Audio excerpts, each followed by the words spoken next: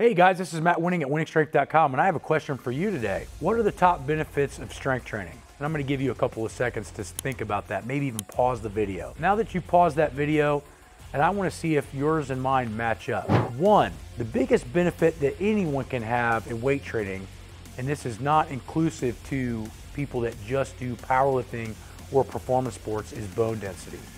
Bone density is a crucial factor in the aging process, which oftentimes limits a lot of people over 55, 60 years old. How you develop that bone density and how you develop the resiliency to withstand high impact loads, falls, and strains, and etc., is utilizing weight training in order to put pressure on bone. A lot of us have thought that if we just eat calcium, our bones are going to be stronger, and that's only part of the equation. The other part of the equation is the bones have to have pressure put upon them in order to sustain or progress in their calcification and strength. Number two, lean mass is one of the primary indicators for mortality. This means things like grip strength, leg strength, things of that nature are also massive components to the anti-aging process. So even if you're not trying to be a huge strength powerlifting guy or a bodybuilder, gaining some amount of muscle mass is going to be crucial to your endeavor of living a long, healthy lifestyle. You don't see older populations walking around with a decent amount of muscle that still don't do what they want. Usually they're soft, lax, and they don't have a lot of muscle development or any muscle at all, and then they wonder why they're having issues walking, standing, and playing with their children or grandchildren. So muscle mass is a huge component to anti-aging, and it's also a direct connection to our metabolism, meaning that a lot of times when we're younger, we kind of eat whatever we want and don't pay for it too bad. But as we age and our muscles start to change or atrophy due to lack of work, what we start to find is that our metabolism starts to slowly erode away, but our caloric intake stays the same. This creates more adipose tissue, health issues, as we well know, and that starts to create a big problem in our later years with high cholesterol, high blood pressure, heart attacks, and cancers, just to name a few. So that's one other reason why we need to have strength training in our particular repertoire. Strength training builds muscle by tension. So if we look at muscles, they're the active tissue that pulls on our bones to make movement. And what happens is when we're younger and we have a lot of hormones and a lot of growth hormone and a lot of active stem cells floating around, we don't need a ton of active tissue to maintain muscle.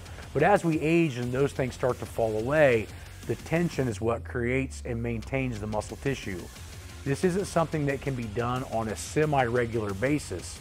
Most people that take this very seriously have consistent workloads, and here at Winning Strength, we're here to help you with that with the manuals and the products that we have. We have about 15 or 20 people on online coaching that are over 55 years old with professions of their own, like lawyers and doctors, and don't understand everything about weight training, so they rely on us to give them the professional information. There's a big difference between just exercising and strength training, and although both of them for the general population are good, my personal opinion is being physically active is exercise. But strength training is a direct correlation into increasing higher resistances than your normal body weight in order for you to maintain the things that you want to do naturally. So if the body's not getting extra resistances placed upon it above and beyond what natural gravity gives us, eventually we won't be able to do that at all either.